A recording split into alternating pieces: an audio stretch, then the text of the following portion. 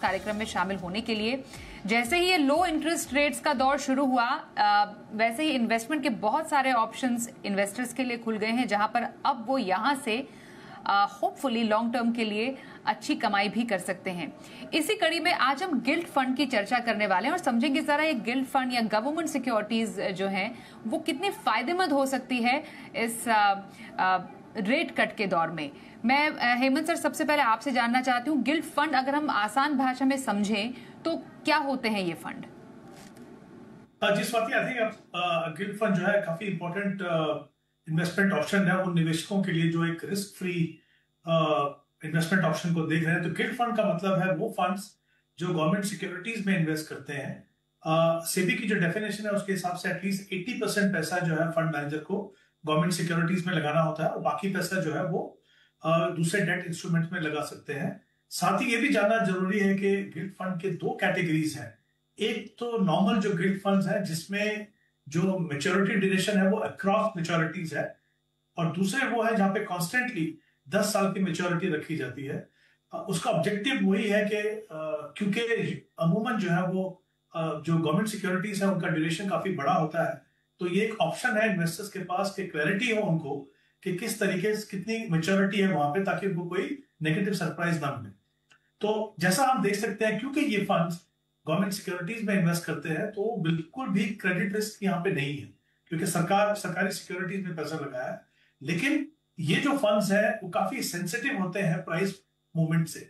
जब भी interest rate में मूवमेंट होता है, इनके जो प्राइसेस हैं उनमें काफी मूवमेंट होता है। वो इसलिए होता है, जैसे मैंने कहा, कि जो गवर्नमेंट सिक्योरिटीज है उनकी मैच्योरिटी ड्यूरेशन जो है वो काफी लंबी होती है। इसका मतलब ये है कि जब इंटरेस्ट रेट नीचे जाएंगे, क्योंकि इनवर्स रिलेशनशिप होता है इंटरेस्ट रेट और बॉन्ड प्राइसेस में, तो जो गिल्ट फंड्स हैं उनके रिटर्न्स काफी अच्छे होते हैं। और वैसे ही जब इंटरेस्ट रेट ऊपर जाते हैं तो गिल्ट फंड के रिटर्न जो है वो कम हो जाते हैं और कभी कभी शॉर्ट टर्म में नेगेटिव भी हो जाते हैं। तो अगर आप ऐसी इन्वेस्टमेंट ऑप्शन देख रहे हैं जहां पे आपको बिल्कुल भी क्रेडिट रिस्क नहीं चाहिए, लेकिन अगर आप ये समझते हैं कि उसके जो अटेंडेंट रिस्क है वोलेटिलिटी के because of interest rate movements, दूसरी बात अगर आप सही इंटरेस्ट रेट साइकिल के समय इन्वेस्ट करें तो गिल्ट फंड आपके पोर्टफोलियो का एक अच्छा हिस्सा हो सकते हैं, इंपॉर्टेंट हिस्सा हो सकते हैं, स्पेशली जो एलोकेशन आप डेट फंड्स को कर रहे हैं। बिल्कुल। और जैसा हमने मई के म्यूचुअल फंड के आंकड़ों में भी देखा कि इसके पहले वाले अप्रैल के महीने के मुकाबले मई में डेट फंड में काफी ज्यादा पैसे निकले हैं। लेकिन अगर हम इसको बारीकी से जब हमने समझने की कोशिश की कि ऐसा क्यों हुआ है, क्योंकि हमने अप्रैल में देखा था कि लिक्विड फंड में बहुत सारे पैसे आए थे। अब जब हमने मई के आंकड़े देखे तो एक सरप्राइजिंग फैक्टर गिल्ट फंड के रूप में देखा गया कि 2025 में पहली बार गिल्ट फंड में लगभग 1386 करोड़ रुपए का निवेश हुआ है। मतलब जो ये पोटेंशियल है लो रेट कट इरा में कमाई का, ये निवेशकों ने पहचाना है विश्वजीत जी। तो ऐसे में किसी एक फिक्स्ड इनकम प्रोडक्ट या फिर किसी और डेट फंड या फिर किसी एक स्मॉल सेविंग स्कीम के मुकाबले अगर एक लो रिस्क इन्वेस्टमेंट करना है तो गिल्ट फंड के ऐसे में क्या फायदे हो जाते हैं? बिल्कुल स्वाति, जैसा हेमंत जी ने बताया भी कि गिल्ट फंड सबसे सेफ है, ये गवर्नमेंट सिक्योरिटी है, इससे ज्यादा सेफ नहीं है। अगर हम बैंक एफडी से भी कंपेयर करें तो वहां पे करीब करीब 5 लाख रुपए तक की इंश्योरेंस है। लेकिन यहाँ पे आरबीआई की सिक्योरिटी है, आप जितना भी पैसा लगाते हैं वो पूरा सेफ है, प्रिंसिपल आपका पूरा सेफ है। और अगर आपने जो आंकड़ों की बात करी तो वो देखें तो इंटरेस्ट रेट कट हो रहे थे, ये सबको पता लग रहा था, और अभी कुछ दिनों पहले ही 0.5% इंटरेस्ट रेट भी कट हुआ है। तो ये जो है म्यूचुअल फंड्स वालों को भी, निवेशकों को भी भली भांति पता था कि इंटरेस्ट रेट कट हो रहे हैं, और हम एक ऐसे सिनारियो में है जहां पे इंटरेस्ट रेट कट हो रहे हैं, क्योंकि आरबीआई भी चाहता है कि ग्रोथ की तरफ इकोनॉमी जाए और इन्फ्लेशन बहुत अच्छे से कंट्रोल में है। तो कोई कारण नहीं था कि इंटरेस्ट रेट नहीं गिरते, तो इंटरेस्ट रेट गिरे। जैसा कि अभी बताया भी हेमंत जी ने कि इंटरेस्ट रेट जब गिरते हैं तो इसका वाइस वर्सा इन्वर्सली इम्पैक्ट होता है बॉन्ड्स की यील्ड में, तो बॉन्ड्स में रिटर्न्स बढ़ते हैं। तो ये एक रैली हमने देखने को मिली अभी कुछ समय से, और मुझे ऐसा लगता है कि आने वाले समय में, क्योंकि हमारा देश इमर्जिंग इकोनॉमी से एक डेवलप्ड इकोनॉमी, विकसित भारत की ओर जा रहा है, तो इंटरेस्ट रेट सिनेरियो जो रहेगा वो थोड़ा गिरावट की तरफ ही रहेगा, क्योंकि हम ग्रोथ की तरफ ज्यादा झुकाव दे रहे हैं इकोनॉमी को, और वो देना भी चाहिए, बिल्कुल ठीक है। तो आने वाले समय में इंटरेस्ट रेट अभी इमीडिएटली तो शॉर्ट टर्म में शायद गिरावट ना देखने को मिले, बट लॉन्ग टर्म में अगर कोई निवेशक 3 से 5 साल के लिए निवेश करता है तो यहाँ पे उसको एक बहुत अच्छा रिटर्न देखने को मिल सकता है, और वो प्योर सेफ है, बहुत हाई सेफ्टी है। और इसके अलावा स्वाति जी सबसे इंपॉर्टेंट पॉइंट जो है, यहाँ पे लिक्विडिटी है। आप जब चाहे अपना पैसा निकाल सकते हैं, इसको अगले दिन आपके अकाउंट में ये पैसा ट्रांसफर हो जाएगा। तो सेफ्टी भी बहुत हाई है, लिक्विडिटी भी है। तो यहाँ पे रिटर्न्स भी, जो अगर आपके सेविंग बैंक अकाउंट में जो पड़े हैं, जो 2 या 3% पड़े रिटर्न मिल रहा है, यहाँ पे उससे ज्यादा आपको रिटर्न देखने को मिल रहे हैं। इवन बैंक एफडी के कंपैरिजन में अगर आप 3 से 5 साल का सिनेरियो लेके चलते हैं तो यहाँ पे बैंक एफडी के रिटर्न्स आपको देखने को मिलते हैं with liquidity and with highest safety. तो मेरे हिसाब से जो निवेशक बहुत कंजर्वेटिव है, बिल्कुल रिस्क नहीं लेना चाहते, उनके लिए बहुत अच्छा विकल्प है। और ऐसा हम नॉर्मली कहते भी हैं कि एसेट एलोकेशन स्ट्रेटेजी के वाइज से जो प्रोपोर्शन आपका डेट में होना चाहिए उसमें गिल्ड फंड बहुत अच्छे से निकल के आता है। यहाँ पे आप निवेश कर सकते हैं और अपना जो पैसा है उसको जब चाहे निकाल भी सकते हैं। तो ये सारे फायदे जो है गिल्ड फंड देता है, और जो आपने रिटर्न्स देखने को मिले वो काफी अच्छे थे। हालांकि मैं ये नहीं कहूंगा कि ऐसी रैली कंटिन्यू रहेगी, बट आपको बैंक एफडी के मुकाबले अच्छे रिटर्न्स देखने को मिल सकते हैं, और लिक्विडिटी जो है वो भी यहाँ पे देखने को मिलेगी। बिल्कुल, तो बैंक एफडी के मुकाबले तो कम से कम गिल्ड फंड में फायदे ही फायदे हैं। आपको गवर्नमेंट सिक्योरिटी भी मिलती है। तो ये कुछ इम्पोर्टेंट जो आपके लिए फायदे हैं गिल्ड फंड के, 3 से 5 साल तक के निवेश के विकल्प के तौर पर ये काफी ज्यादा ओपन हो जाते हैं। पर टैक्सेशन, इसका क्या हाल है हेमंत जी? गिल्ड फंड पर टैक्स कैसे लगता है? देखिए साथी, गिल्ड फंड में वही टैक्स है जो डेट स्कीम में लगता है। यानी जो भी इस पे कोई लॉन्ग टर्म कैपिटल गेन नहीं है, इसको आप शॉर्ट टर्म कैपिटल गेन मान के चलिए। कितना भी समय अगर अपना पैसा रखेंगे गिल्ड फंड के अंदर, तो आपको ये ध्यान रखना है कि जिस साल में भी, क्योंकि टैक्सेशन जो है वो तभी होगा जब आप पैसा निकालेंगे। जब तक आप एक फर्क है, देखिए ये इंपॉर्टेंट चीज है क्योंकि हम एफडी की बात कर रहे हैं। तो एफडी में क्या होता है कि जो भी आपको इंटरेस्ट रेट एक्यूमुलेट होता है वो आपको हर साल अपनी इनकम में ऐड करके उसके ऊपर टैक्स पे करना पड़ता है।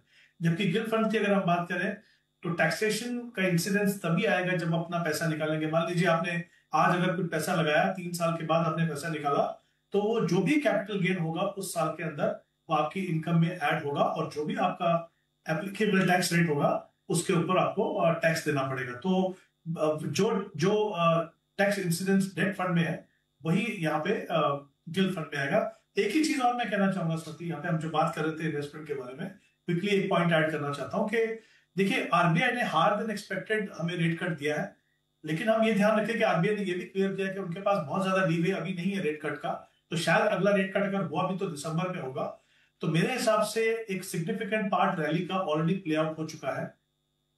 अगर किसी निवेशक को गिल्ड फंड में पैसा डालना भी है तो ध्यान रखिए कि बहुत ज्यादा लंबे ड्यूरेशन के जो गिल्ड फंड है उनमें ना डाले। मैंने जैसे कहा था 2 कैटेगरी के फंड्स हैं यहाँ पे। एक गिल्ड फंड जहां पे मेच्योरिटी जो है वेरी करती है डिपेंडिंग ऑन फंड मैनेजर किस तरीके से पोर्टफोलियो बनाते हैं, और दूसरा सेट वो है जहां पे 10 साल की कांस्टेंट मेच्योरिटी रहती है। तो कोशिश कीजिए कि जो मीडियम टर्म वाले जो फंड्स हैं उन्हीं के अंदर आप पैसा लगाएं, क्योंकि मेरे हिसाब से रेट कट इसके बाद मिलना थोड़ा लंबा समय आपको इंतजार करना पड़ेगा। ओके, और वेरी क्विकली हेमंत जी, साथ ही में आपके कुछ पसंदीदा गिल्ड फंड्स? कुछ फंड्स बता रहा हूं जहां पे अगेन मेच्योरिटी ड्यूरेशन अलग है। Bandhan government securities fund, HDFC gilt fund, ICICI pru gilt fund, Motilal Oswal 5 year G sec fund of fund, और इन्वेस्को इंडिया गिल्ड फंड। ये 5 फंड्स हैं। इनमें मिक्स है, कुछ फंड्स ऐसे हैं जहां पे मेच्योरिटी बहुत ज्यादा लंबी नहीं है, कुछ में जैसे मैंने कहा कि medium term maturity. Okay, and Vishwajeet ji, आपके फंड्स संक्षिप्त में? ज्यादातर इनमें रिटर्न्स में बहुत ज्यादा डिफरेंस तो नहीं है। जो हेमंत जी ने फंड बताए वो काफी अच्छे हैं, बट अगर 2 फंड ऐड करना चाहूंगा तो एसबीआई मैग्नम गिल्ड फंड और डीएसपी गिल्ड फंड, तो ये 2 फंड्स और ऐड कर सकते हैं। बट मेरे ख्याल में बहुत ज्यादा गिल्ड फंड्स में तो आप निवेश करेंगे नहीं, तो जो भी आपको इनमें से 1-2 फंड आपको पसंदीदा हो उसमें निवेश किया जा सकता है। बिल्कुल, तो आइए इसी के साथ पहले कॉलर से भी बात कर लेते हैं। नयन बगरेचा इस वक्त हमारे साथ हैं। स्वागत करते हैं आपका हमारे शो में कॉल करने के लिए। आप अपने पोर्टफोलियो के बारे में कुछ जानकारी हमारे एक्सपर्ट से लेना चाह रहे थे। थोड़ा सा अगर मैं आपसे डिटेल लूं, और नयन, कि आपका लक्ष्य क्या है इस निवेश को करने का? मेरा 10 इयर्स का होराइजन है। हेलो, ठीक है, 10 बिल्कुल ईयर्स बिल्कुल का, बोलते रहिए। क्या बोल रहे हैं? आप टीवी बंद करके फोन पे बात कीजिए, जल्दी से सवाल पूछिए एक्सपर्ट। हाँ, 10 ईयर्स का होराइजन है। अभी मेरा 25,000 का SIP चालू है। करंटली अभी 25 लाख का कॉर्पस है and I want to achieve around 1 crore in 10 years. तो व्हाट क्या ये क्या रिटायरमेंट पर्पस है? हाँ जी, रिटायरमेंट है। तो क्या चेंजेस करने के लिए हेमंत जी आपसे जानना चाहती हूँ। बिल्कुल बिल्कुल, हमने आपका पोर्टफोलियो दे भी दिया है हेमंत जी को, हमारे जो एक्सपर्ट हैं आज के।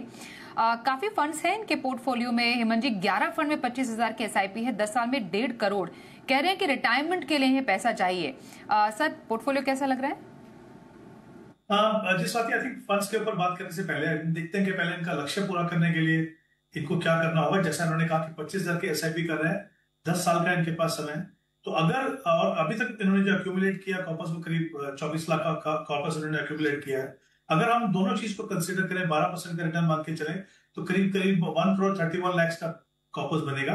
तो जाहिर सी बात है कि वहां पे गैप है, जितना इनको एक्यूमुलेट करना, जितना वो कर पाएंगे उसको पूरा करने के लिए उनको अपनी SIP को 7,000 से बढ़ाना होगा, यानी 25,000 से 32,000 करना होगा। ये तो पहला एरिया है जहां पे इनको फोकस करने की जरूरत है। फंड्स, जैसा आपने बिल्कुल सही कहा, 11 फंड्स है 25,000 के लिए। मुझे लगता है बहुत ज्यादा फंड है, और ज्यादा ही नहीं है इनफैक्ट। अगर हम इसको और थोड़ा एनालिसिस करें तो देखिए दो चीज निकल के आती है यहाँ पे। एक जो फंड है उनका ABSL प्योर वैल्यू फंड, उसमें 13,000 की इन्वेस्टमेंट है इनकी। तो ऑलमोस्ट 52% पैसा एक फंड में है। और फिर 9 फंड ऐसे हैं जहां पे 1,000 या उससे कम की करीब करीब इन्वेस्टमेंट है।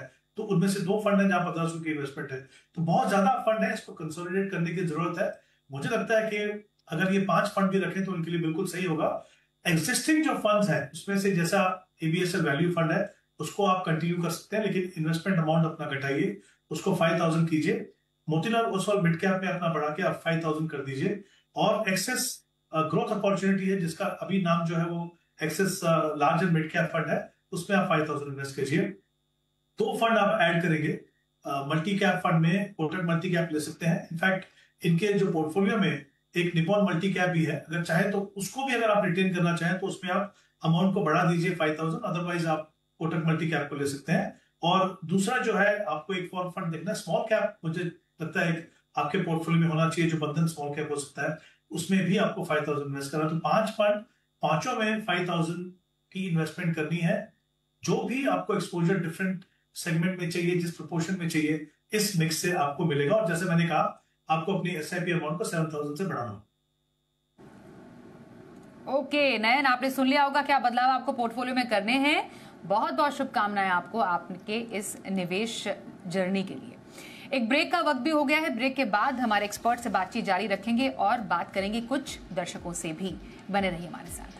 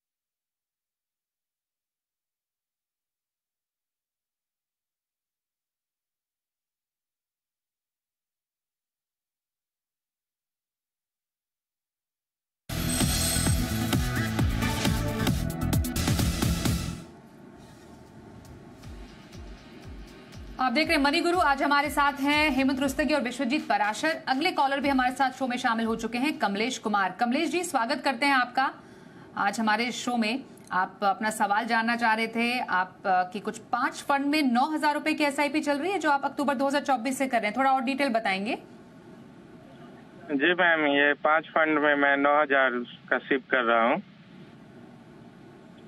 एक्चुअली एक ठीक है। HDFC और- मिड कैप के बारे में जानना था मैम, ये मैं कंटिन्यू रखूं या स्विच करूं किसी दूसरे मिड कैप फंड में?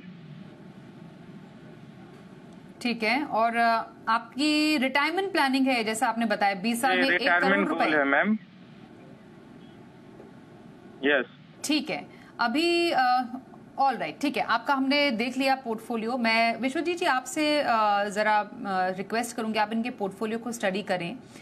20 साल में 1 करोड़ का लक्ष्य, हालांकि एसआईपी सिर्फ 9,000 की कर रहे हैं, काफी है क्या?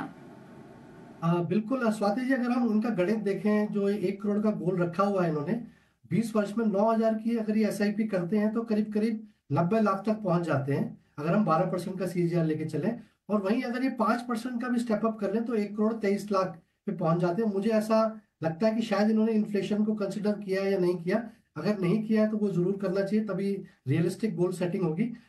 मेरे ख्याल में जो 1 करोड़ का लक्ष्य है ये तो अचीव हो जाएगा अगर हम 5% का भी स्टेप अप करते हैं यहाँ से।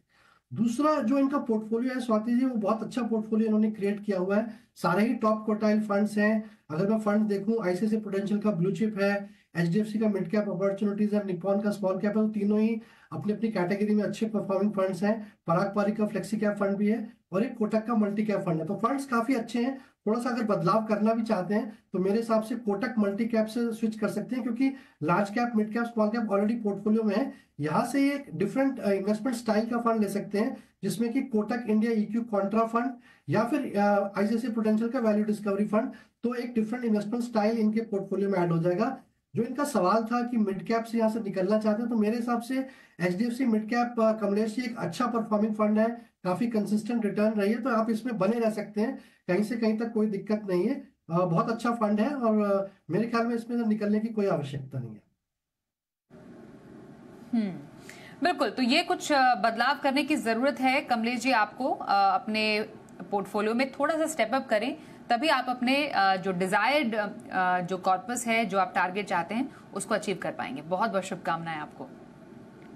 आइए अगले कॉलर से भी बात कर लेते हैं। सुजीत जी इस वक्त हमारे साथ फोन लाइन पर हैं। नमस्कार सुजीत जी, आपका सवाल हमें मिला।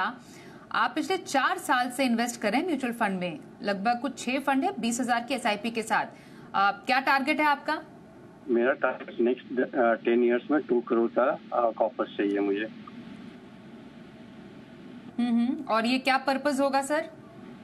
ये purpose I think retirement corpus होगा, because in next 6-7 years I want to retire from my current job.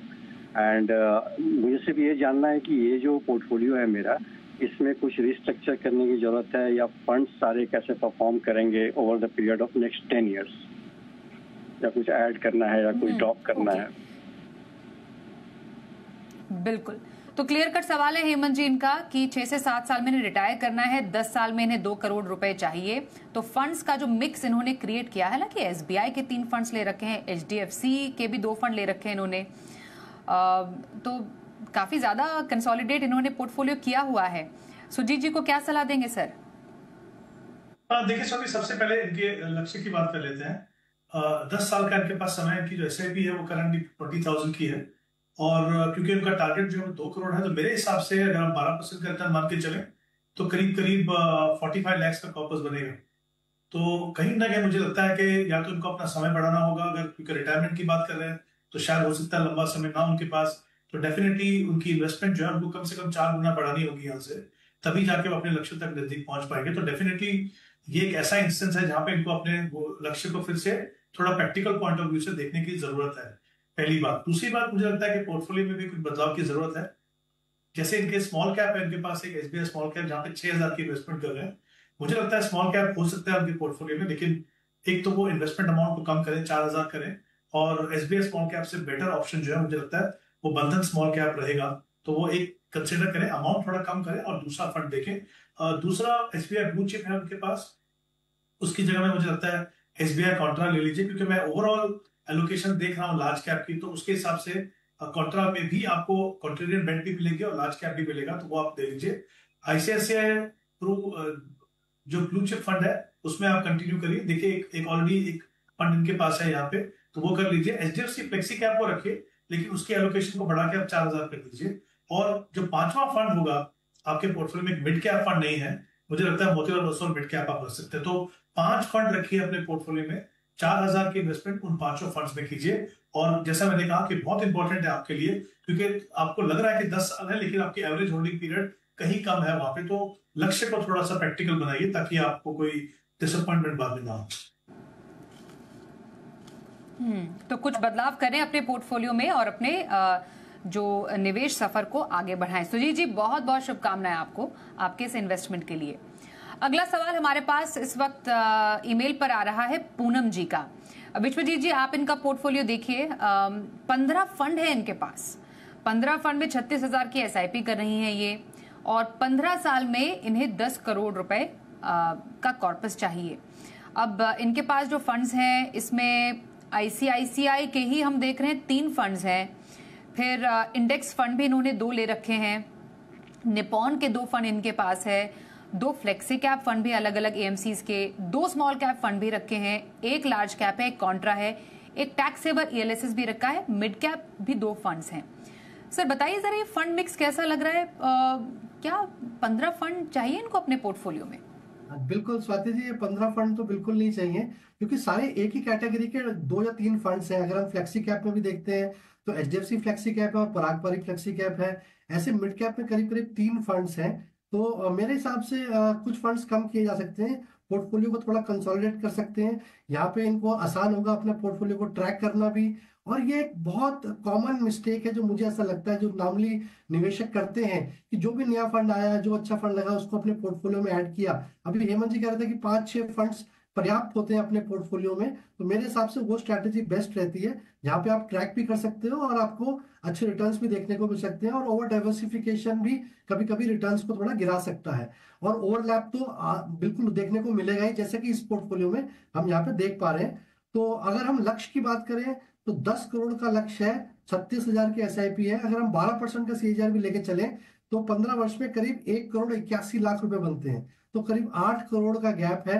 तो मेरे ख्याल से काफी एम्बिशियस लक्ष्य रखा है, तो उसके लिए करीब करीब 2 लाख की SIP चाहिए होगी, तब जाके ये गोल अचीव हो सकता है। लेकिन क्योंकि इमीडिएटली स्टार्ट नहीं करना मुश्किल हो सकता है, तो मेरे हिसाब से अगर गोल को थोड़ा 5 साल के लिए डिले कर दें, 5 साल के लिए 15 से 20 साल कर दें, और वहीं पर 15% का स्टेप अप करें, तो 36,000 से ही ये अपने लक्ष्य तक पहुंच सकते हैं। 20 वर्ष में अपना 10 करोड़ का गोल अचीव कर सकते हैं। और जो पोर्टफोलियो का सवाल है, तो मेरे ख्याल में जो ओवरलैप है उससे थोड़ा सा हम कंसोलिडेट कर सकते हैं। यहाँ पे HDFC फ्लेक्सी कैप से निकलकर पराग पारिक फ्लेक्सी कैप ऑलरेडी है, उसी में ही अपनी इन्वेस्टमेंट्स को, SIP को इंक्रीज कर सकते हैं। निपॉन इंडिया लार्ज कैप और ICICI प्रूडेंशियल ब्लू चिप और 2 इंडेक्स फंड हैं, तो 4 लार्ज कैप फंड हो गए करीब करीब। तो मेरे ख्याल से एक एक्टिव फंड ले लेते हैं जिसमें कि ICICI प्रूडेंशियल का ब्लू चिप फंड, और एक इंडेक्स फंड, कोई सा भी इंडेक्स फंड ही ले सकते हैं, क्योंकि वो दोनों एक जैसे ही परफॉर्म कर रहे हैं। और वहीं पर 3 मिड कैप फंड है, तो मेरे हिसाब से कोटक इमर्जिंग इक्विटी फंड से निकल सकते हैं और उसको HDFC मिड कैप अपॉर्चुनिटीज में या फिर मोतीलाल ओसवाल मिड कैप में इंक्रीज कर सकते हैं। 2 मिड कैप में इसलिए कंटिन्यू कर रहा हूं क्योंकि उसमें ज्यादा ओवरलैप नहीं है, तो डिफरेंट स्टाइल है, तो उसमें थोड़ा सा कंटिन्यू किया जा सकता है। वहीं पर इनके पास एक ICICI का मल्टी एसेट फंड है, तो अगर asset allocation point of view से लिया तो ठीक है, लेकिन अगर क्योंकि एम्बिशियस गोल है और 15 वर्ष का समय है, तो मुझे लगता नहीं है कि हाइब्रिड फंड की आवश्यकता है। तो उसकी जगह प्योर इक्विटी फंड ही ठीक रहेगा, और जो एग्जिस्टिंग फंड्स हैं उसी में अपना पोर्टफोलियो बढ़ा सकते हैं। तो मोतीलाल ओसवाल मिड कैप में ये अपना एक्सपोजर थोड़ा इंक्रीज कर सकते हैं। तो ये 3-4 बदलाव इनको करने होंगे, तब थोड़ा सा कंसोलिडेट भी हो जाएगा पोर्टफोलियो। और ये जो गोल जो इतना एम्बिशियस रखा है उसके लिए अपनी SIP बढ़ाएं, या थोड़ा फिर अपने गोल को थोड़ा सा एक्सटेंड करें 5 साल के लिए, तो इजीली अचीव कर पाएंगे। बहुत बहुत शुभकामनाएं। जी, तो ये रही पूनम जी को सलाह। आपको ऑल द वेरी बेस्ट, और धन्यवाद भी करेंगे दोनों एक्सपर्ट्स का हमारे साथ इस शो में शामिल होने के लिए। हेमंत जी और Vishwajeet ji, thank you so much money Guru में हमारा साथ देने के लिए। आज इस शो में बस इतना ही, रुकते हैं ब्रेक के लिए। देखते रहिए जी बिजनेस।